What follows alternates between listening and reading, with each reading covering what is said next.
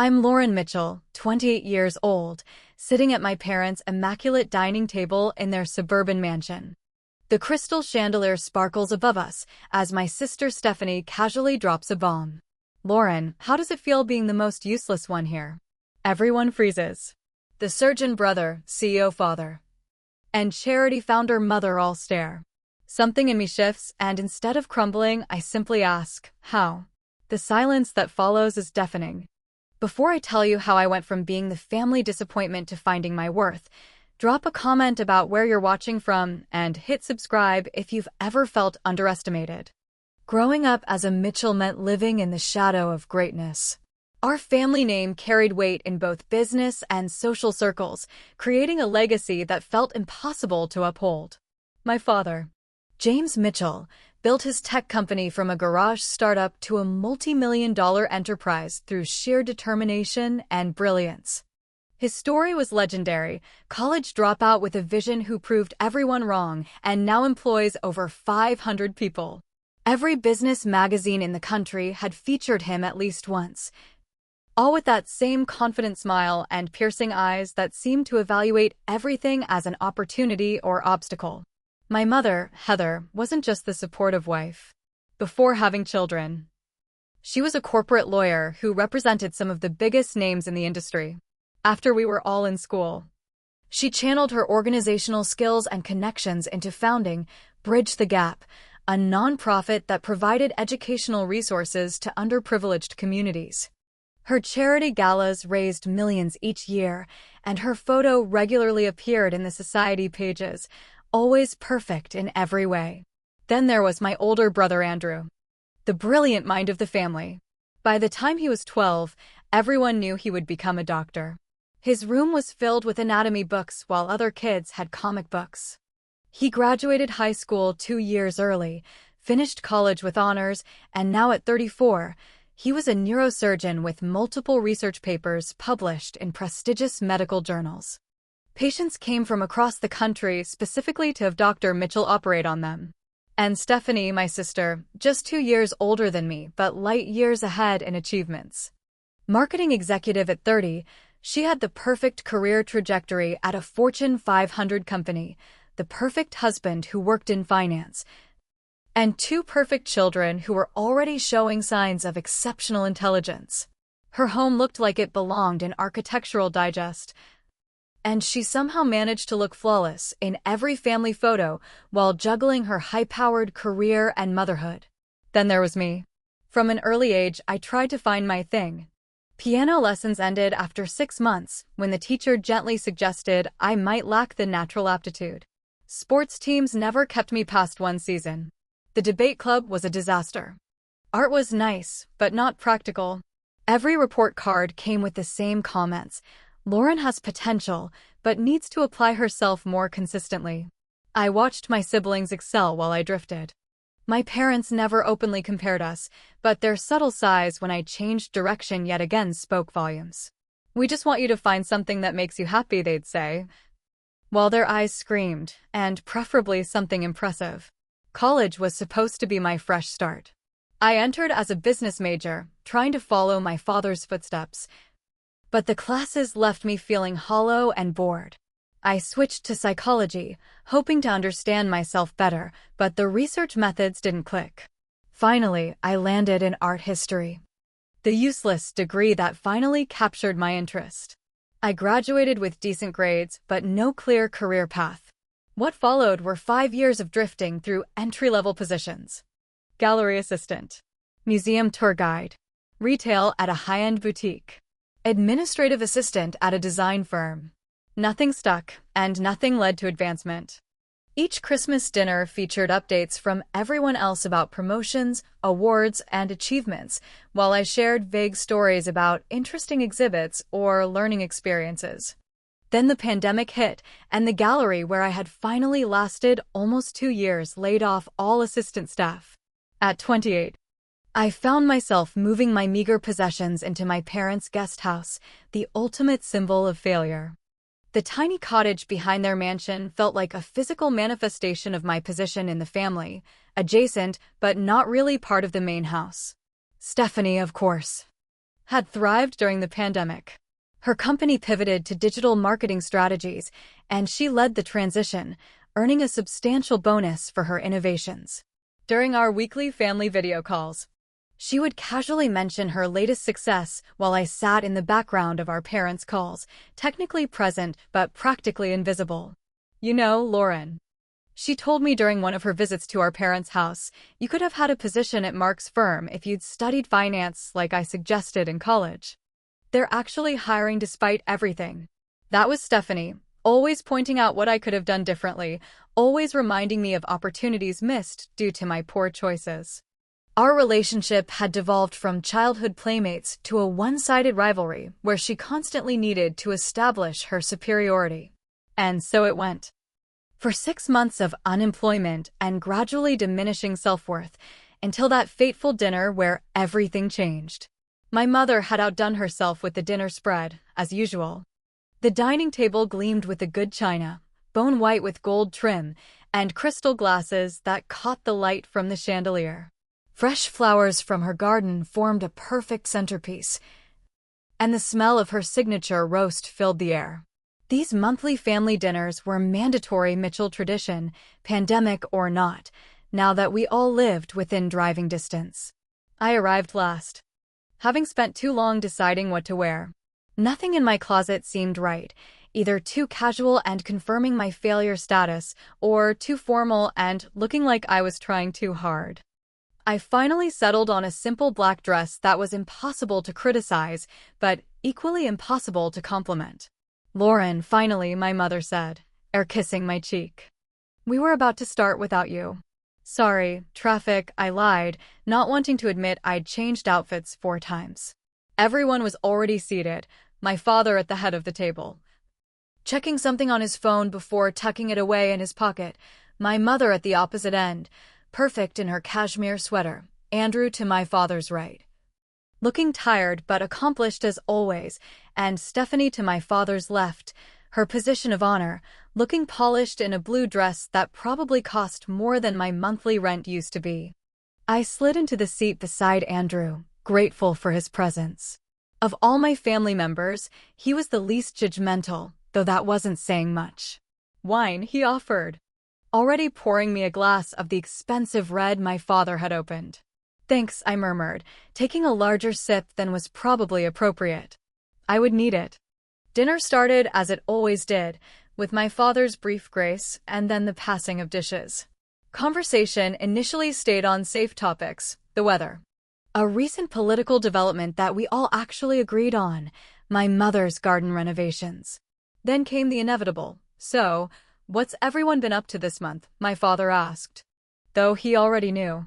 These dinners were performance art, a chance for everyone to showcase their latest achievements while I scrambled to make my unemployment sound intentional. Andrew went first. The paper on neural regeneration was accepted by the journal, he said modestly. And the hospital is talking about putting me in charge of the new research wing. That's wonderful, honey. My mother beamed.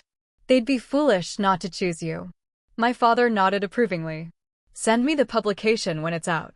I'll have Jessica add it to the family media page. Next was Stephanie's turn. Well, not to overshadow Andrew, she said, in a way that meant she absolutely intended to, but I got the promotion. I'm now Senior Vice President of Digital Strategy. Everyone erupted in congratulations. My mother actually clapped her hands together in delight. That's my girl, my father said proudly. Youngest SVP in company history. Yes, Stephanie confirmed, trying to look humble and failing miserably. They said they'd never promoted someone my age to this position, but my work during the transition was unprecedented. She took a delicate sip of wine. Oh, and we're finally renovating the kitchen. I can show you the designs after dinner, Mom. My mother turned to me next, and I felt my stomach clench. Lauren, any news on the job front? I pushed a piece of roast around my plate. I've had a few interviews, I lied. I hadn't had any, but the thought of admitting that was unbearable. There's not much happening in the art world right now, with everything closed. You know, my father said, cutting his meat with precision. Bill Thompson's marketing department could use someone with an art background. For the creative side of things. I could put in a word. Translation: I could get you a pity job that you're not qualified for. Thanks, Dad. I'll think about it, I said, knowing I wouldn't. The last thing I needed was to fail at a job my father had secured for me. What exactly are you looking for, Lauren? Stephanie asked, her tone suggesting she couldn't possibly imagine what position would actually suit me. Something in design, maybe, I said vaguely. Or curation. Stephanie nodded in a way that conveyed both sympathy and superiority. It's so hard for creative types right now. Mark's sister is in fashion, and she's thinking of going back to school for something more practical. The dinner continued this way through the main course and into dessert, my mother's famous tiramisu that I usually loved but now could barely taste. The wine flowed freely, especially into my glass as I tried to numb the familiar feeling of inadequacy. By the time coffee was served, Stephanie had consumed enough alcohol to loosen her already limited filter. She was describing her new home office setup when she turned to me with exaggerated concern. Lauren, we should talk about converting part of the guest house into a proper workspace for you. It must be so depressing trying to be productive in that little room. It's fine, I said tightly. It's temporary. Of course it is, she said in a tone that conveyed the opposite. But still. It's been 6 months now? My father, sensing tension, tried to redirect. Heather, didn't you say the charity gala is moving online this year? But Stephanie wasn't finished. I'm just saying, we all go through setbacks. But Lauren seems to have made a career of them. Stephanie, my mother warned. What? We're family. We should be honest. She turned back to me, her eyes glinting with something beyond mere intoxication, a deep-seated need to establish dominance. Lauren, how does it feel being the most useless one here? The table went silent. My mother gasped. My father's fork clattered against his plate. Andrew stared at his coffee. I should have cried. I should have stormed out. I should have thrown my wine in her perfect face. But something strange happened in that moment. A calm clarity washed over me, as if I were suddenly observing the scene from outside my body. I looked directly at Stephanie and asked simply, how? The single word hung in the air. Everyone looked confused. What do you mean, how? Stephanie asked, thrown off her rhythm. Just that, I said, standing up slowly. How does it feel being the most useless one here? I wouldn't know. So I'm asking you how it feels. Without waiting for a response, I placed my napkin beside my half-eaten dessert and walked out. I crossed the manicured lawn to the guest house, closed the door behind me, and finally let the tears come. I slid down against the door until I was sitting on the floor, sobs racking my body. Years of accumulated inadequacy poured out of me. Rock bottom had a surprisingly solid feel to it. In that moment, I realized I had two choices. Continue being the family disappointment for the rest of my life, or make a change so dramatic they couldn't ignore it. The decision, when it came, felt like the first real choice I'd made in years. The morning after the dinner disaster, I woke with swollen eyes and a strange sense of liberation. No one had followed me to the guest house or called to check on me, typical Mitchell conflict resolution by avoidance. That suited me fine. I needed space to think. I made coffee and sat on the small porch, watching the main house for signs of movement. A text from Andrew appeared, "You okay?" I replied with a thumbs-up emoji and nothing else. He wouldn't push. He never did. With nothing else to do and a strange restless energy coursing through me, I decided to finally unpack the boxes I'd brought from my apartment months ago but had been too depressed to deal with. Most contained clothes and books, but in the back of the closet, I found a box labeled college that I didn't remember packing. I pulled it out and removed the tape. Inside were sketchbooks, fabric swatches, and design portfolios from my art history electives. I'd taken several textile design and fashion history courses as part of my degree, more out of interest than any career plan. I flipped through a sketchbook from my final year, page after page of clothing designs, accessory concepts, and pattern ideas. They were good. Not just student good, but genuinely interesting. I'd completely forgotten about this part of my education, dismissing it as just another phase. At the bottom of the box was a handwritten note from Professor Winslow, my textile design teacher. Lauren, These designs show a unique aesthetic and thoughtful approach to sustainable fashion. Don't let this talent go to waste. Call me if you ever decide to pursue this path. I never had. After graduation, practical concerns took over, and I fell into the gallery world because it seemed adjacent to art without requiring actual artistic risk. I spent the entire day going through those old projects, remembering the joy I'd felt creating them. That night, I couldn't sleep. My mind kept returning to those designs and wondering, what if? The next morning, I went online and began researching small business creation, sustainable fashion markets, and textile sourcing. I read articles about independent designers who had built brands from nothing. I joined forums and social media groups focused on handcrafted goods and eco-friendly fashion. By the end of the week, I had converted the small second bedroom in the guest house into a makeshift studio. I ordered basic supplies with the remainder of my savings: fabric, thread, a second-hand sewing machine from a local listing. I sketched updated versions of my college designs, focusing on sustainable materials and versatile pieces that could be produced in small batches. When my mother came to the guest house the following week, her version of checking on me after giving me space, she found the living room covered in fabric scraps and design sketches. "What's all this?" she asked, picking up a sketch with 2 fingers as if it might be dirty. "I'm working on something," I said vaguely. "A hobby is good," she nodded approvingly.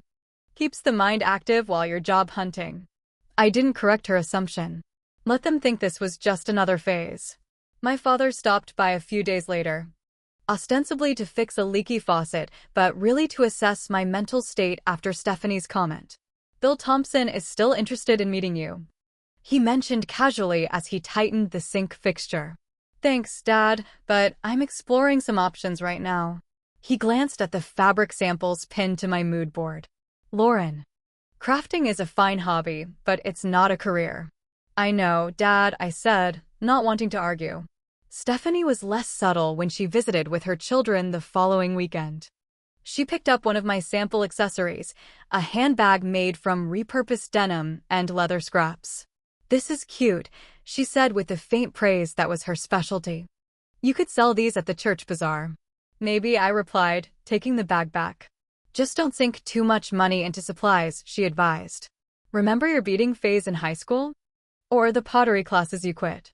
After she left, I almost put everything away. She was right. I had a history of starting things and giving up when they got difficult. What made this different? But that night, I came across a small business grant specifically for women entrepreneurs focusing on sustainable products. The application deadline was just 2 weeks away. Instead of overthinking it, I began filling out the forms, detailing my vision for eco-friendly, locally produced accessories and clothing made from repurposed materials. I worked on the application every night after spending my days developing product prototypes. I created a business plan, projected financials, and a marketing strategy, all things I knew nothing about but researched obsessively. I took photos of my initial designs and compiled them into a portfolio. The day before the deadline, I submitted everything and tried to forget about it. The chances of receiving the grant were minimal. I told no one in my family about the application, not wanting to face their skepticism or, worse, their pity when I was rejected. 3 weeks later, as I was struggling to fix a tension issue on my second-hand sewing machine, an email notification appeared on my phone. I almost didn't check it, assuming it was another job listing from a well-meaning friend. The subject line read, "Women in Sustainable Business Grant. Acceptance." I stared at my phone in disbelief. The email confirmed that I had been awarded $10,000 to launch my sustainable fashion business. $10,000. Not enough to fully fund a company, but enough to purchase proper equipment, secure better materials, and build a basic website. My first instinct was to run to the main house and share the news, but I stopped myself. They would respond with cautious encouragement, waiting for me to fail as I had so many times before. No, this time would be different. I would tell them nothing until I had something concrete to show. That night, I registered Revival Designs as an official business and began planning my next steps, a strange new feeling growing inside me, something that felt suspiciously like purpose. The learning curve was vertical. I'd never run a business before, and suddenly I needed to understand everything from inventory management to tax implications. I enrolled in free online courses about small business administration, watched countless tutorials on advanced sewing techniques, and joined virtual networking groups for sustainable fashion entrepreneurs. My days fell into an exhausting but exhilarating routine. I woke at 5 a.m. to answer emails and plan my day before the main house stirred to life. From 8 a.m. to 8 p.m., I worked on designs, created prototypes, and built my brand identity. After dinner, which I increasingly skipped, claiming I wasn't hungry, I worked on my website and social media presence until midnight. My first major challenge was finding sustainable materials at prices that wouldn't make my products completely unaffordable. I visited thrift stores and estate sales, collecting vintage fabrics and garments that could be deconstructed and repurposed. I contacted local upholstery shops for leather scraps and tailors for fabric remnants. The guest house transformed from a temporary crash pad to a legitimate studio. I converted the living room into a production space, the tiny dining area into a photography corner, and kept only a small corner for actual living. My parents noticed the change but said nothing, clearly assuming this intense focus would burn out like all my previous enthusiasms. Creating an e-commerce website proved particularly challenging. After several frustrated attempts, I found an unexpected ally in Zach, a young IT employee from my father's company who occasionally came to the house to help with tech issues. When he stopped by to fix my parents' wireless network, I mentioned my website struggles. "I could help you with that," he offered. "I do freelance web design on the side." Normally, I would have declined, not wanting word to get back to my father.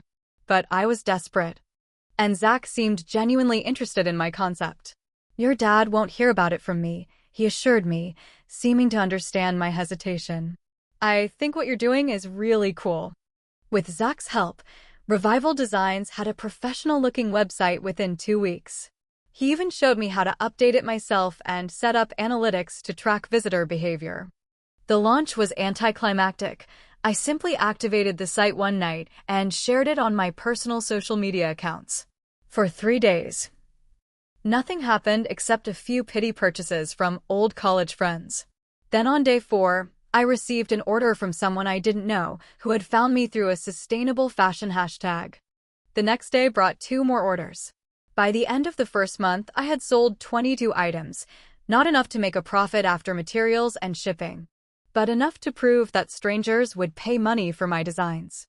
I channeled every penny back into the business, slowly upgrading my equipment and expanding my material sources. I learned to photograph my products effectively, to write compelling product descriptions, and to engage with customers on social media. Not everything went smoothly. A negative review about a loose button nearly sent me into a panic spiral, until I realized I could simply reach out to the customer, apologize, and offer to fix the issue. She was so impressed with my response that she updated her review and ordered 2 more items. My family remained oblivious to the true nature of my hobby. They saw me working constantly but assumed I was simply keeping busy to avoid real job hunting. My mother occasionally asked if I'd had any interviews lately, and I gave vague answers about exploring opportunities. My father stopped mentioning Bill Thompson. Andrew sometimes texted to check in, and I sent him photos of my latest designs without explaining that they were actual products for sale. Stephanie, meanwhile, had been keeping her distance since the dinner incident.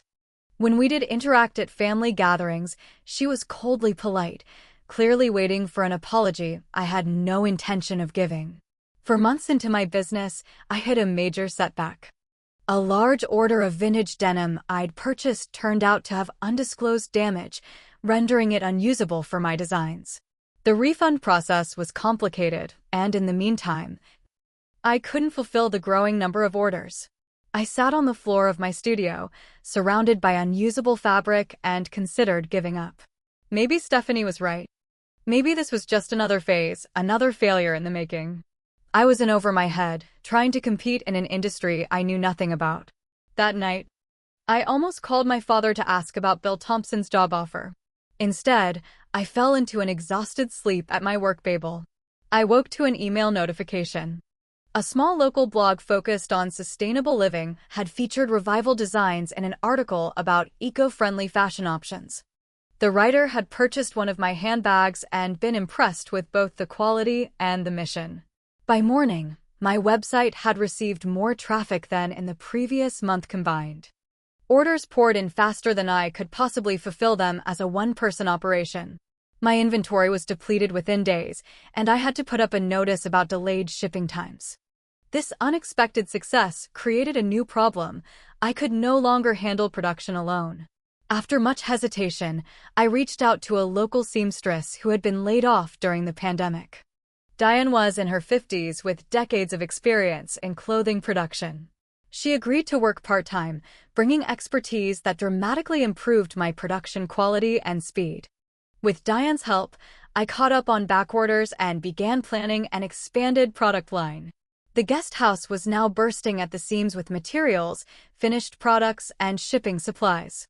When a small retail space became available for rent in a nearby shopping area, I took the biggest risk yet and signed a 6-month lease, using the last of my grant money for the deposit. Moving my operation out of the guest house was both terrifying and liberating. I now had a proper studio with a small storefront, though I kept it open by appointment only while focusing primarily on online sales. My parents noticed my increasing absences from the house, but assumed I was finally interviewing for jobs or perhaps taking classes. I let them believe what they wanted. Still not ready to reveal what I'd built until I was certain it wouldn't collapse. 6 months after Stephanie's cutting remark at dinner, Revival Designs was generating enough revenue to cover its costs and pay me a small salary. Nothing close to what I'd made at the gallery, but my own creation. More importantly, I woke up each morning with purpose and went to bed each night with satisfaction, regardless of what my family thought of me. But the day was coming when I could no longer keep my business a secret. And it arrived sooner than I expected. My father's 60th birthday fell exactly 6 months and 2 weeks after the fateful dinner. My mother had planned an intimate celebration, just immediate family for dinner at home, followed by drinks with close friends at his favorite restaurant. Attendance was mandatory. I'd been working 16-hour days to prepare for a pop-up shop event that coincided with a local arts festival, my biggest sales opportunity yet. The timing of my father's birthday couldn't have been worse, but I knew better than to try to reschedule a Mitchell family obligation. I arrived at my parents' house 30 minutes late, coming directly from the studio. I hadn't had time to change out of my work clothes, jeans and a simple blouse with my hair pulled back in a practical bun. As I entered the dining room, conversation stopped. "Sorry I'm late," I said, taking my usual seat. Lost track of time. My mother looked me over with concern. "Lauren, you look exhausted." I probably did. I hadn't had a full night's sleep in weeks. "I'm fine, just busy," I replied, accepting the glass of wine Andrew poured for me. "Busy with what exactly?" Stephanie asked. Perfectly put together as always in a designer dress, not a hair out of place despite having 2 children and a high-powered career. "Work," I said simply, not elaborating. My father raised his eyebrows. "Did you find a job? Why didn't you tell us?" "It's complicated," I hedged. "Let's focus on your birthday." My mother, ever the perfect hostess, took the hint and directed the conversation to safer topics. The first course was served, and everyone fell into the familiar pattern of sharing updates. Andrew described a particularly challenging surgery he'd performed the previous week. My mother talked about the virtual charity gala that had raised a record amount despite not being in person. My father mentioned a potential acquisition his company was considering. Then it was Stephanie's turn. "Well," she said with practiced modesty, "I wasn't going to mention it tonight. But since everyone's sharing good news, I got the company car." "That's wonderful, honey," my mother exclaimed. "And a very nice bonus," Stephanie added. "Mark and I are thinking of putting in a pool now." All eyes turned to me next, expecting the usual non-update. I said nothing, focusing on my food. "Lauren has been very mysterious lately," my mother said, trying to include me. "Always coming and going at odd hours." "Maybe she has a secret boyfriend," Andrew suggested, trying to help. Stephanie snorted delicately. More likely she's avoiding telling us she's still unemployed. I kept eating, not rising to the bait. Actually, my father said in a well-meaning tone that set my teeth on edge, Bill Thompson asked about you again last week. The position is still open, and he'd be willing to meet with you as a favor to me. The old Lauren would have thanked him politely and changed the subject. The old Lauren would have swallowed her pride and considered a job she didn't want, obtained through nepotism. Just have something to report at the next family dinner. But I wasn't that person anymore. I don't need a job from your friend, Dad, I said quietly. Lauren, in this economy. You can't afford to be picky, my mother advised. A foot in the door is all you need. I already have both feet in a door. My door. Stephanie rolled her eyes. What does that even mean? Are you working or not? 6 months of exhaustion, stress, and keeping secrets boiled over. Yes, Stephanie, I'm working. I'm working 16 hours a day, 7 days a week. I haven't had a day off in months. Doing what? She pressed, clearly skeptical. I started a business, I said, the words finally out there. A sustainable fashion company. I design and produce clothing and accessories from repurposed materials. The table fell silent. My father recovered first. Lauren, designing crafts as a hobby is one thing. But calling it a business is. It is a business, I interrupted, something I never did with my father. I have a tax ID number, a studio, an employee, and customers. I just signed a lease on a retail space. My mother looked concerned. Honey, how are you affording all this? Are you in debt? I won a business grant. And I'm generating revenue. Revenue isn't profit, my father pointed out in his lecture voice. 9 out of 10 small businesses fail in the first year. I'm aware of the statistics, Dad. Stephanie was watching me with narrowed eyes. So you're selling what exactly? Homemade purses? Etsy crafts? Look it up, I said, my voice steady despite my racing heart. Revival Designs. We've been featured in 3 publications so far. Lauren, my mother said gently, we're just concerned. Starting a business is risky even for people with experience. Which you don't have. Stephanie added. I've been learning, I said. Every day, for 6 months, while you all assumed I was sitting around feeling sorry for myself. My father cleared his throat. Well, it's good that you've found something to occupy your time. But perhaps you should consider Bill's offer as a backup plan. Something stable while you explore this. Venture. That word, venture, dripping with condescension, was the final straw. It's not a backup plan, I said, my voice rising despite my efforts to stay calm. It's not a hobby or a phase or a way to avoid real work.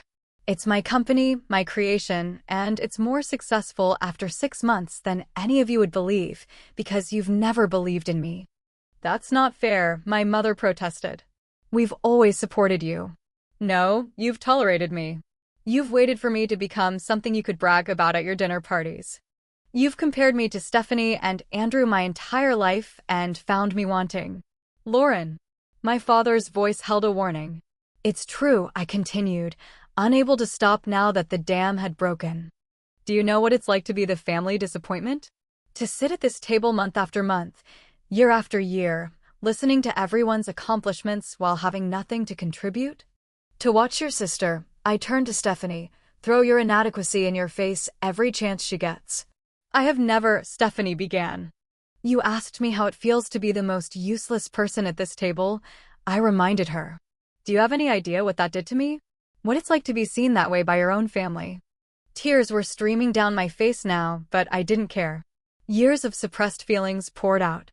I used to believe what you all thought of me. That I was flaky, unfocused, lacking drive. But these past 6 months have taught me something. I'm not those things. I just needed to find my own path instead of trying to follow yours. I stood up, my dinner barely touched. I'm leaving now. I have inventory to prepare for a sales event tomorrow. Happy birthday, Dad. The gift I ordered is on the hall table. I walked out for the second time in 6 months. But this time was different. This wasn't a retreat, it was a declaration of independence. As I drove to my studio, my phone lit up with texts from Andrew, then my mother, then even my father. I ignored them all. For once, I didn't care what they thought. I had work to do. 2 weeks after my dramatic exit from my father's birthday dinner. A major fashion blog featured revival designs in an article about up-and-coming sustainable brands. The writer praised my innovative repurposing techniques and commitment to zero-waste production. They featured photos of my best-selling items and included a brief interview where I discussed my design philosophy. The article went live at 7 a.m. By noon, my website had crashed from traffic volume. Zach came to the rescue, upgrading my hosting package and optimizing the site to handle the sudden influx of visitors. When the site was back up, orders poured in, more in one day than I typically received in 2 weeks. Diane and I were overwhelmed. I called in 2 friends with sewing experience to help with the immediate backlog, paying them hourly while I figured out a longer-term solution. We worked around the clock, trying to keep up with demand while maintaining quality standards. 3 days into this chaos, the bell above my studio door chimed. I looked up from my cutting table, scissors in hand, to see my father standing awkwardly in the entrance. "Dad," I said, surprised. We hadn't spoken since his birthday. He looked around the studio, taking in the professional equipment, the organized production area, the shipping station, and the wall displaying press mentions and customer testimonials. "This is all yours?" he asked quietly. "Yes," I replied, putting down my scissors. "All mine." He walked slowly around the space, examining fabric samples and finished products with the careful attention he typically reserved for business proposals. Diane and my temporary helpers continued working, stealing curious glances at the man in the expensive suit who was clearly out of place among the fabric scraps and sewing machines. "Your mother showed me the article," he finally said. "She's been following your company's social media accounts. She was afraid to tell you." That surprised me. My mother barely used social media. "The quality is excellent," he continued, running his fingers over a jacket made from repurposed leather and canvas. "Your pricing is too low, though. You're not building in enough margin for scaling." It was such a typical dad comment that I almost laughed. "I'm working on it," I said. "These are introductory prices to build customer base." He nodded approvingly. "Smart." He hesitated, then added, "Lauren, I owe you an apology." Now I was truly shocked. James Mitchell did not apologize, not to employees, not to business rivals, and certainly not to his children. "I underestimated you," he continued. "We all did. I looked at your path and didn't see the value because it didn't resemble mine or your siblings. That was short-sighted of me." I didn't know what to say. After years of seeking his approval, I'd finally received it when I was no longer looking for it. "I'm not offering to take over," he clarified quickly. "But if you want business advice, just advice, not interference, I'm available." "Thank you," I said, meaning it. "I might take you up on that." He glanced at the pile of orders waiting to be fulfilled. "Looks like you could use some operational help." "I know people." This time I did laugh. "Dad, are you networking for me?" A small smile cracked his serious expression. "Force of habit." He checked his watch. "I should let you get back to work. Your mother would like you to come to dinner sometime, when you're not too busy." "I'd like that," I said, surprising myself by meaning it. After he left, Diane looked at me questioningly. "My father," I explained. "First time he's seen the business." "Seemed impressed," she observed. "Yeah," I said, still processing. "I think he actually was." The next visitor came 2 days later. My mother arrived with containers of homemade food. "For you and your employees. You all must be working so hard." Unlike my father's analytical assessment, my mother moved through the studio with emotional responses. "This fabric is gorgeous." "Oh, I love this design. These colors are perfect together." As Diane and the others took a much-needed lunch break with my mother's food, she pulled me aside. "Lauren, I need to apologize too," she said, her eyes welling up. "I should have seen your talent. I should have encouraged it instead of worrying about traditional success." "Mom, it's okay," I said, uncomfortable with her tears. "It's not. We pushed you toward paths that were wrong for you, then acted disappointed when you struggled." She squeezed my hand. "I'm so proud of what you've built here. Not because it's successful, but because it's authentically you." That meant more than she could know. "Thanks, Mom." Also, she added with a conspiratorial smile, I may have purchased one of everything from your website. Under a different name, of course. I didn't want you to feel obligated. I laughed, picturing my proper mother secretly ordering from my site. Which name? Helen Mitchell. My maiden name. Very sneaky, I thought. I hugged her, something we rarely did in our family. Very sneaky indeed. Andrew showed his support in his own way. He texted me a screenshot of an Instagram post where he'd tagged Revival Designs, writing, My sister makes the coolest sustainable fashion. Check it out. #ProudBrother, his medical colleagues and large following of other doctors and researchers had responded enthusiastically, generating a wave of new followers and customers. Hope this was okay, his text read. Your stuff is really good, Al. I always knew you had it in you. That simple vote of confidence from my brother, who had never pretended to understand fashion but recognized quality when he saw it, brought unexpected tears to my eyes. Only Stephanie maintained her distance. I heard through my mother that she had seen the article and my growing success, but had made no comment. I wasn't surprised. Admitting she'd been wrong about me would require a level of humility Stephanie rarely displayed. I was too busy to dwell on it. Revival Designs was growing faster than I could manage. I hired 2 permanent part-time employees, created systems for inventory management and order fulfillment, and began approaching local boutiques about carrying my products. The first major retail opportunity came from Evergreen, a boutique specializing in sustainable products. The owner, Melissa, had purchased one of my handbags personally and reached out about a wholesale order. We've never carried fashion before, she explained when visiting my studio. But your aesthetic fits our brand perfectly. Would you be interested in creating an exclusive collection for us? That first wholesale account led to others. Soon Revival Designs products were in 5 local stores, then 10, then a small regional chain with locations in 3 states.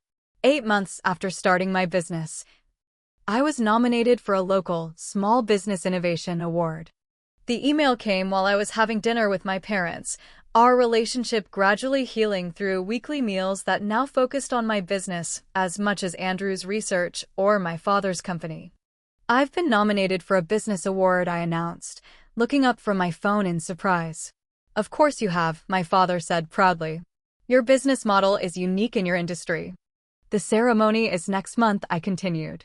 Would you want to come? We wouldn't miss it, my mother assured me, while my father nodded in agreement. Walking back to my car after dinner, I marveled at how much had changed. The guest house was now just a place I occasionally slept when working too late to drive to my apartment, the small place I'd rented closer to my studio. My parents treated me as an equal, seeking my opinions and respecting my expertise in my field as I respected theirs. Success looked different than I'd imagined. It wasn't about matching my siblings' traditional achievements or fulfilling my parents' expectations. It was about creating something authentic and valuable that only I could have made. As I unlocked my car, I realized I was actually looking forward to the next family dinner, the first time that had happened in years. The anniversary of the fateful dinner, and Stephanie's cutting remark that had inadvertently changed my life, arrived with a certain symmetry. My mother had planned another family dinner, unaware of the significance of the date. This time, however, I arrived not with dread but with confidence. The previous week, Revival Designs had been featured in a major national publication's Brands to Watch section. Orders were flowing in steadily, my production team had expanded to 5 employees, and my products were now carried in 50 stores across the country. I'd moved to a larger studio space and was considering opening a proper retail store of my own. I wore one of my own designs to dinner, a sophisticated dress made from repurposed vintage fabrics, subtly showcasing my aesthetic without being obviously sustainable fashion. My hair was styled, my posture straight. I no longer needed to hide or make myself small. My parents greeted me warmly. Andrew arrived with his new girlfriend, a pediatric surgeon he'd been seeing for 2 months. Stephanie and her husband Mark were last to arrive, their children left with a sitter. Stephanie looked flawless as always, but there was a tightness around her eyes that hadn't been there before. She air-kissed my cheek. "Congratulations on the feature," she said coolly. "Very impressive." "Thank you," I replied simply. Dinner was pleasant, the conversation flowing more naturally than it had in years. My father discussed a new direction his company was taking. My mother shared updates on her charity's expanding programs. Andrew described a promising research project. When it was my turn, I talked about Revival's growth and plans for the coming year. I no longer felt like I was performing or being evaluated. I was simply sharing my work with my family as they shared theirs with me. Stephanie spoke last, her news more personal than professional. "Mark and I are considering relocating," she announced. "His firm is opening an office in Chicago, and they've offered him a significant promotion to head it up." "That's a big move," my mother said, looking concerned. "What about your position?" "I'd have to leave it," Stephanie admitted. "But there are opportunities in Chicago. And the children would have better schools." I could see the struggle behind her perfect facade. For the first time, Stephanie was considering stepping off her carefully planned career trajectory for her family. It was clearly tearing her apart. "What do you think?" she asked, looking around the table. Then, surprising everyone, she turned directly to me. "Lauren, what would you do?" The entire table fell silent. Stephanie had never asked for my opinion on anything important. "I think," I said carefully, "that success looks different for different people at different times in their lives. A year ago, I wouldn't have recognized my current life as successful because it didn't fit the model I thought I needed to follow." Stephanie held my gaze, actually listening. "Maybe the question isn't what you'd be giving up," I continued, "but what you'd be moving toward." She nodded slowly, considering my words. The conversation moved on to other topics, but something had shifted between us. After dinner, I went to the kitchen to help my mother with dessert. Stephanie followed, closing the door behind her. "I need to say something," she said abruptly. "I've been avoiding it for months." I waited, bracing myself. "What I said to you last year was unforgivable," she began. "I was drunk, but that's no excuse. I was jealous." "Jealous?" I repeated, incredulous. "Of me? The family disappointment. Of your freedom," she said simply. "You got to try different things, change direction, follow your interests. I've been on one track since high school, the perfect student, the perfect employee, the perfect mother. Do you know how exhausting that is?" I stared at her, seeing my confident, accomplished sister in a new light. "I saw you struggling, and instead of helping, I put you down to make myself feel better about my own choices," she continued. "I'm sorry, Lauren. Truly sorry." "Thank you for saying that," I replied, surprisingly moved. "For what it's worth, I always admired you. Your focus, your drive." She laughed softly. "We each wanted what the other had." "Maybe we both have something to learn from each other," I suggested. "Maybe we do," she agreed. "Your business, it's remarkable. You built something authentic from nothing. That takes courage I'm not sure I have." "You have more courage than you think," I told her. "And if you decide to make that move to Chicago, I know a great sustainable fashion brand that's looking to expand into the Midwest market." She smiled, a real smile, not her perfect social one. "I might take you up on that." We carried dessert out together, a silent truce established between us. As we all ate my mother's famous tiramisu, the same dessert from that fateful night a year ago, I reflected on how much had changed. Revival Designs was thriving, but the real revival had been my own. I discovered that success wasn't defined by other people's standards or achievements. It was about finding the courage to follow your own path, even when that path wasn't clear to anyone else. In the year since Stephanie's cutting question, how does it feel being the most useless one here? I had completely redefined my place in my family and in the world. The journey hadn't been easy. There had been moments of doubt, exhaustion, and near failure. But each challenge had strengthened my resolve and clarified my vision. The business opportunities continued to expand. I'd been approached by entrepreneurship podcasts and websites for interviews.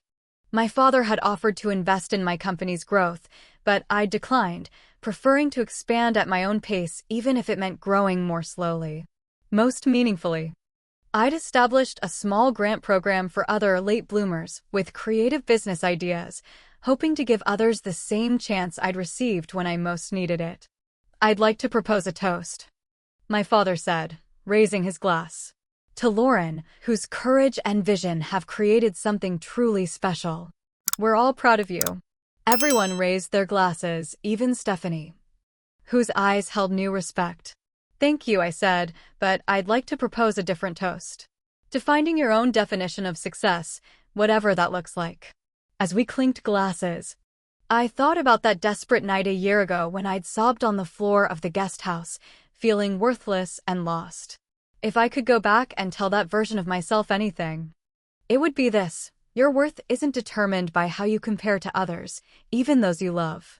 It's found in the courage to forge your own path and the persistence to keep walking it, even when no one else believes it leads anywhere. Sometimes the most painful questions, like, how does it feel being the most useless one here, can be the beginning of the most important journeys.